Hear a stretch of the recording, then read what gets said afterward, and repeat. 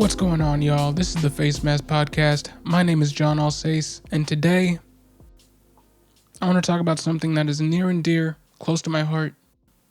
It's kind of been giving me pause a little bit lately, been keeping me up at night, and that's, should we be worried about Josh Allen's weapons going into 2021? Now hear me out. He's got Cole Beasley, age 32. At wide receiver 2, they lost John Brown, their wide receiver 3, and replaced him with Emmanuel Sanders, who's going to be learning a new offense at age 34. Then, lest we not forget, we got Isaiah Hodgins in the background, 6th round pick in 2020. He had surgery, never saw the field in 2020. And this is from a team that sports 10 wide, 4 wide receiver sets, more than any other team in the NFL, at 21% of the time. Only the Cardinals are above 5% at 18. Every other team in the NFL, under 5% at running this structure of offense. So you got a bunch of aging wide receivers when going 4 wide at wide receiver is your strength. Now you look at the run game.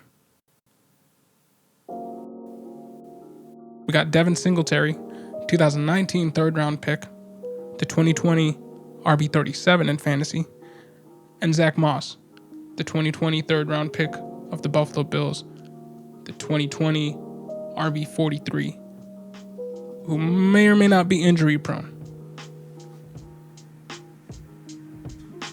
So at your supposed strength, got a bunch of old guys, and your unproven talent that you've drafted in the past few years, some of it hasn't even seen the field yet. On top of that, your run game is just not electric. And your tight ends, namely Dawson Knox, has yet to take a step forward. Every hot tight end rumored to be on the market for this free agency period has been rumored to be heading to the Bills at one point or another in the offseason. And all this just doesn't look very good. They got no jump in the run game. Wide receivers are old. Tight ends not producing. And we're expecting that Josh Allen's going to take another step forward. But not all hope is lost, in the words of Gandalf. Because look, we got Stephon Diggs. He'll be 28 at the end of the 2021 season. So he's not a young spring chicken or whatever. But he's still firmly in his prime, and he's not slowing down yet. The connection he has with Allen is one of the best wide receiver quarterback connections in the NFL. And then we got Gabe Davis, the guy that we haven't really talked about yet.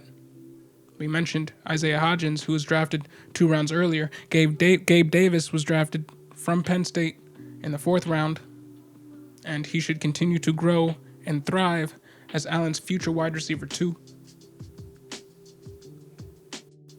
He performed above and beyond what we expected him to last season, and I just expect that trend to continue. Same thing with Dawson Knox. Dawson Knox should continue to grow coming into his 3rd NFL season at the hardest position to break out early with, or from an offensive standpoint. It's historically the tight end.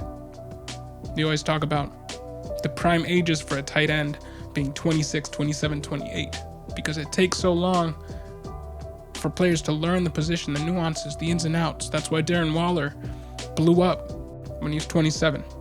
That's why Logan Thomas, even with that switch of positions, took him a while. He's 30. He had his breakout season, finished tight end 6 last year at 29. Dawson Knox, only 25. I would bet money on the Bills drafting a wide receiver or 2, especially considering they lost all-pro return man Andre Roberts to the Texans in free agency, and they have no one in-house to replace him with. So I expect them to draft a speedster to take over the John Brown role long-term and to take over the special teams aspects, like punt returns, kick returns, in the short term. Now, speaking of speed, they also grabbed Matt Breida, who will bring speed to this offense. In 2019, he had the fastest play in the NFL with that 83-yard rushing touchdown versus the Browns, Week 5. Breida reached a top speed of 22.3 miles per hour. That's all according to NFL's Next Gen Stats. But there's a reason he didn't succeed on the Miami Dolphins. There's a reason why they put Myles Gaskin in ahead of him. He's a gadget player. He's not a guy that should be given a full workload, or much like we saw on San Francisco, he won't be able to hold up under that workload. But good news is you just drafted two guys in the third round in back-to-back years to spell him. This is all to say, I expect the run game to be more electric next year. Just by mixing him in and seeing what Zach Moss can do with the full offseason, second year in the league. You know, basically it's not all doom and gloom. You have a lot to look forward to in this offense. And lest we not forget, Josh Allen creates offense by himself, period. So while his supporting cast is a mix of old guys at wide receiver and some young guys who aren't supreme talents at running back, he still has the horses to match his 2020 output with Diggs and Davis there. And they should be upgrading their depth, fixing some spots at their weaker spots on the roster to help with their flexibility on offense and defense through the draft.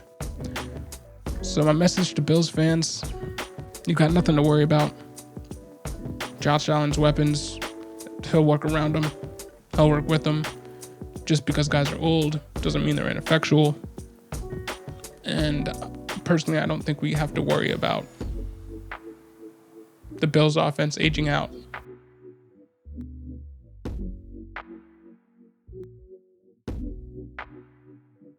What do you guys think? Do you guys think, like me, the Bills should have nothing to worry about as long as they approach their draft from a smart perspective? Or do you think maybe it's going to catch up with them this year? Maybe they're not going to be as effective as they were last year. Maybe that next step for Allen just isn't going to come. Put your thoughts in the comment section below. This is the Face Mask Podcast. Thank you for listening.